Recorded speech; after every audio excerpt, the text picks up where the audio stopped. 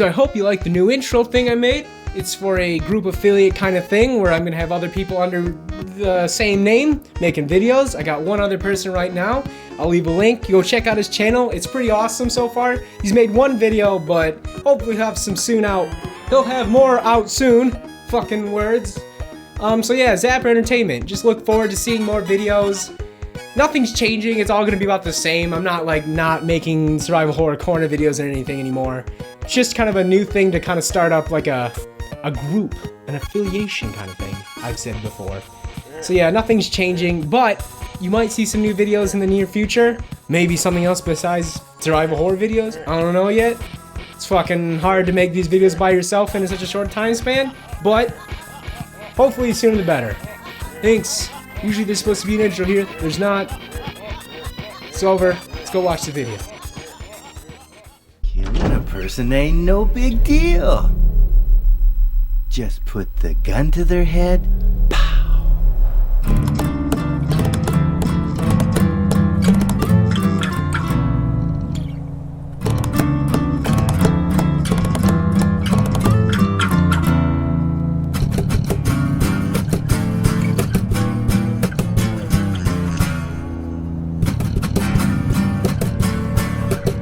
It doesn't matter who I am. I'm here for you, James. See? I'm real. We get to the final stop in the Fatal Frame series. At least, for now. For those that are unaware, Fatal Frame 4 only came out in Japan, and similar shit with the Crimson Butterfly remake. Apparently, Nintendo, or Tecmo, thought that the fanbase just wasn't strong enough to give us those games, which kinda blows. Now, there is an English patch for Fatal Frame 4, and you can import Fatal Frame Crimson Butterfly remake, but that's kinda shitty. Fatal Frame 4, a game made by Suda51, of all people, costs about $50–70, and the remake, oh shit. Now, as you can see, I unfortunately haven't gotten a hold of these games, but when I actually do manage to get them, I will definitely talk about them. But for now, we're kinda stuck to the games that are released only in the States. So, lengthy intro statement out of the way, let's talk about the game that I consider is often overshadowed in the series. Fatal Frame 3, The Tormented, came out November 8th, 2005 for the PS2, and unfortunately only for the PS2 and the PSN. Oddly enough, there isn't an Xbox port this time. No matter what though, the game kicks fucking ass on the PS2 just fine. So I made the bold statement that I consider this the best in the series, and yes, I'm aware, I'm officially that fucking guy that always goes against the grain. I think Resident Evil 3 is the best, I think Fatal Frame 3 is the best too, and I know Silent Hill 3 is the best, you know what I'm saying? I can promise it's not just some like hipster motive to be like, Fatal Frame 2, overrated. Fatal Frame 3 has again come and polished more of the areas of the game, just making it even closer to a perfect game. I'm really gonna have to whip out my nitpicking wheelie on this one, otherwise it would just be a video of me filleting the game devs in a big line. Not only do I think in terms of gameplay it excels, but I also find it one of the scariest games in the series.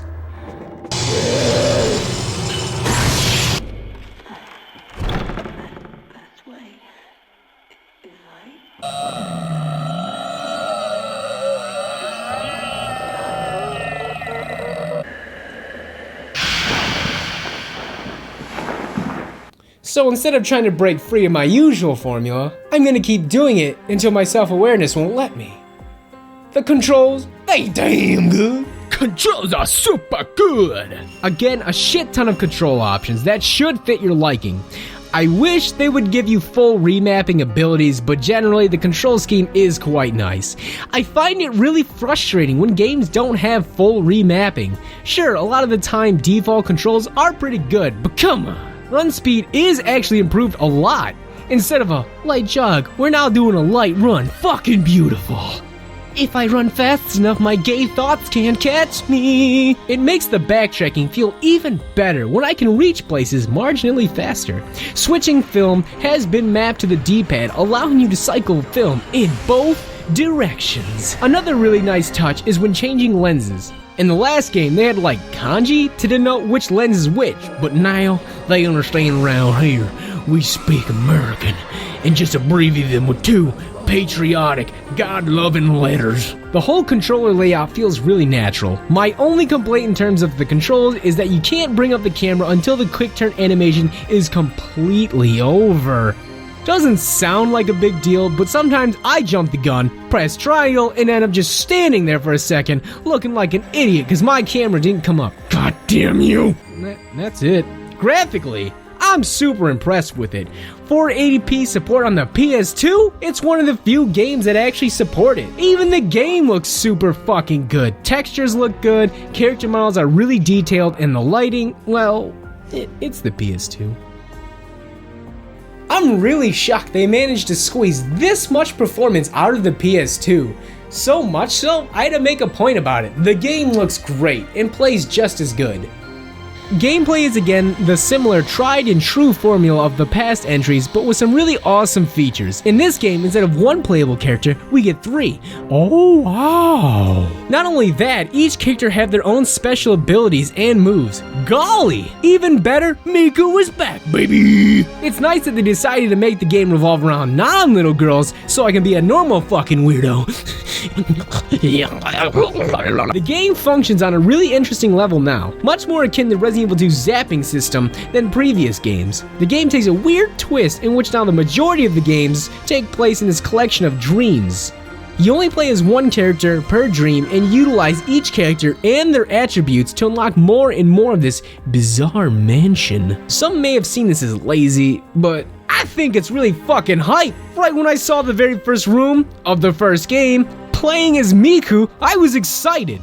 There's also these new segments in between dreams where you do certain tasks such as develop old film and gather new information from Miku. Luckily, they work more than they don't and aren't too drawn out either. One thing I think they straight up fucking nailed was the level design. The whole layout is such a dreamlike manifestation. It all feels so surreal how everything connects together. It's really awesome. In terms of combat, they really didn't bring too much new to the table. I'd say it's at its peak here. They brought back the timed aspect of spirit power, which isn't a bad thing, just different. They also removed film loading time, which again, not really bad, just different. I'd say the thing they changed most was the film. This is the first time in a Fatal Frame game I actually ran low on film. It's actually one of the few survival horror games I actually ran quite low, both on health and film. Each time you start a new dream, your Type 7 and 14 films were resupplied, but health items were not. Not only that, each character has a separate inventory, much like Real Survival in RE Remake.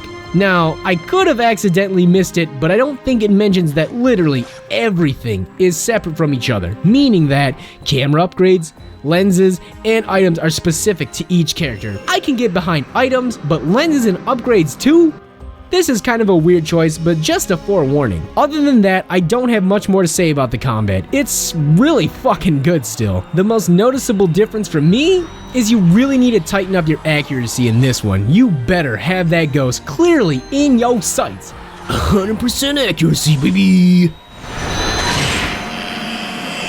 So far, there isn't too much different, but it still improves upon it somewhat, giving us the most refined experience of the series so far.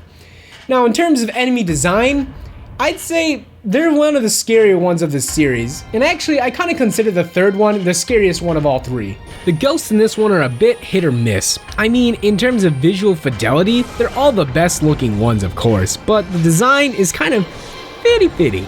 The Kusabi, the scariest ghost in the last game, is somehow fucking scarier. Fuck that! The long arm motherfucker is creepy. The lady with all the nails in her arms is also pretty fucking scary too. These ghosts are fucking awesome, but the other ones are pretty standard. Lady with long black hair, creepy kids, hooded guy involved with the ritual. Don't get me wrong, the ghosts are good, just some of them feel like they're there just cause spooky rituals. It kind of feels stagnant, I suppose. The ghosts are like a mixed bag of chocolate delights. Now, I love food, so it all tastes pretty good to me, but some of them really are the cream of the crop. Now, one thing I really want to emphasize is the atmosphere. It's fucking spooky, but it also fills me with this innate sense of wonder and ethereality. Like, it reminds me a lot of the motifs in Silent Hill with the like simultaneous attraction and repulsion. On one hand, I love exploring this mansion dreamscape. On the other, makes me shit my pants. Again, speaking from the games I played in this series, this one has a relatively unique take on the story up until this point. The game revolves around a new protagonist, Ray. The game opens up with a cutscene of her and a man in a car wreck, instantly jumping to Miku, looking cuter than ever, baby. They're exploring the supposedly haunted mansion and Ray dismisses it. After returning to their home, they have a hot lesbian shower scene. Oh yeah! But after that, shit gets serious. Ray and Miku begin to have horrific nightmares that all take place in the same mansion where they contract a curse from making contact with this mysterious tattooed woman. Early on in the nightmare, Ray finds this woman who also suffers from this curse. After fighting the woman in real life, she mysteriously transmogrifies into black soot. Oh, fuck. This just got real. The curse says those who follow their loved ones too far into the mansion are trapped forever in said mansion. Would you look at that? According to the canonical ending of Fatal Frame 1, Miku's brothers stayed with Kiri, and we just saw you, Ray's fiance, die in the car wreck. Also, just for reference, this game actually takes place almost right after 2. Almost. The third character, Kei, just recently lost both of his nieces, Mio and Mayu. Fuck. Tecmo. These feelings. As we know from the last game, Mayu is actually gone, but we learn in this, Miu has recently disappeared, presumably in a similar fashion to our protagonist. I mean, can you blame her? I mean, look at this. This brutally shows instantly the sudden realizations of one's actions. Fuck. So, for reference, Miku has followed Mafuyu, Ray has followed Yu, and Kei has followed Mio. All of them trapped in this mansion and experiencing the same dream. As most Fatal Frame games, you'd never guess that these rituals they performed in here are pretty fucked up. Only this time, the reason for them are much more, almost empathetic. This time, the sacrifice is done for reasons other than just appeasing a literal hellhole. The sacrifice is used to ease the suffering of those who've experienced a loss. The sacrifice is chosen to bear the onus of the extreme emotions those have felt by donating blood to the Kuze Shrine. This HIV cocktail is then fashioned into ink of the souls. The ink is used in the making of the tattoo, enabling the sacrifice to bear the extremely grueling emotions those have felt. Since she is under such extreme conditions, she is taken to a cave under the shrine and impaled and sung a lullaby in order to keep her asleep from wandering the shrine. This is truly a depressing concept, but with much more of a silver lining, so to speak. I don't know what it is about this one, but I feel much more of a connection to this game than the others. I feel like the emphasis on the loss of a loved one really helps connect more people to these rituals instead of a hellish voice spouting malice. Just because. Back to our main characters. So unfortunately, Miku decides to follow Mafuyu a bit too far, and Kei, well, he's just a mess. Look at him. Now it's up to Ray to save the day. Like the last 2 games, you have multiple endings, and when I say multiple, I mean 2. On normal, you defeat Reika, and she is relinquished, standing in a body of water. Candles floating in paper boats and shadows begin their trek to the other side.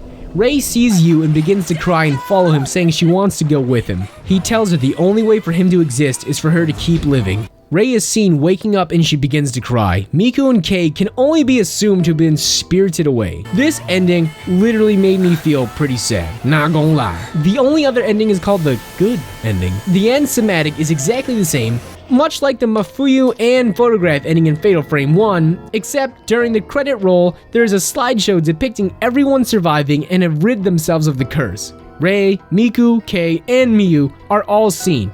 Fun fact, this is the only ending of the first 3 games that require you to not only play on a harder difficulty, but also collect 2 earrings. Now fortunately, not confirmed, but Shibata has been known saying the good ending is canon. God, I can only hope. After the emotional train wreck, I think we deserve some form of emotions other than fear and sadness. After beating the game, you, of course, are given a rank, unlock the store, mini games, and costumes.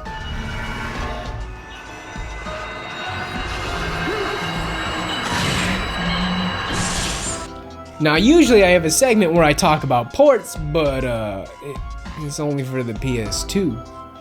So instead, I'll talk about how to HDify it. Look at this beauty. That's right, this is Fatal Frame 3 running at 1080p.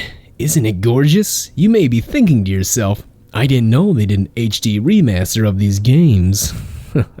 Wrong, you fucking pleb! Seriously though, emulators are fucking fantastic. You can render games at a plethora of non-native resolutions, apply anisotropic filters, custom shaders. Seriously, there's a smorgasbord of options to tweak the games to HD and above. Not only that, this is 100% legal as long as you own the game and console. Tired of 480i? Bam! 1080p. Fucking beautiful.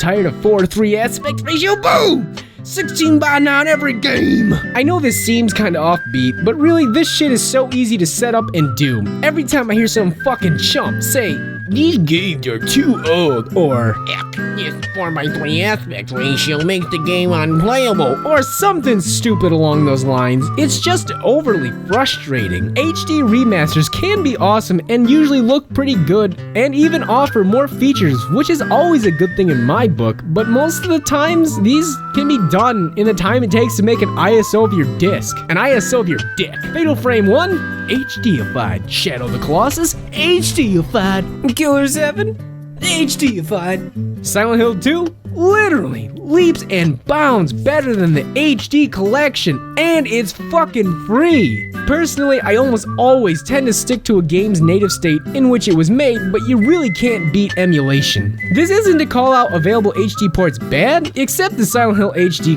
fuck, that is fucking horrendous. It's just to point out they really aren't that necessary most of the time. Fucking God of War? Last of Us? These games didn't need to be remade, I appreciate it. Sorry, just had to get that shit off my chest. Let us refocus on Fatal Frame 3. Overall, it's really fucking good. The difficulty is perfect. It feels like a genuinely good challenge. The controls, other than a few things I was personally annoyed by, are really good. Graphically, it holds up well and it presents an extremely oppressive atmosphere. Honestly, again, I have almost nothing but positive things to say here. At times, it can leave you a bit directionless, but other than that, it's a really well-paced game. Like, I think my first time through was about a little over 13 hours, and at no point did I feel exhausted by it. The pacing just felt so right. And actually, I might like this one a bit more than 2.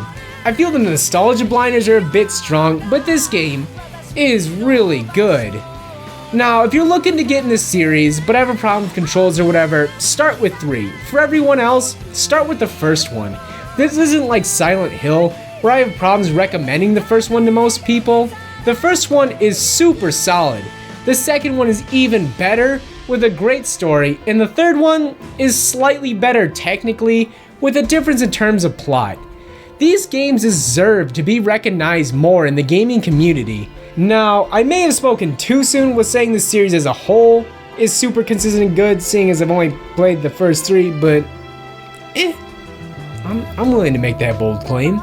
And with Fatal Frame 5 just being recently announced, I'm fucking super excited to see what they'll do with it on what I consider a really awesome combination, the Wii U. So, until next time, we get to some spooky game. I don't know yet.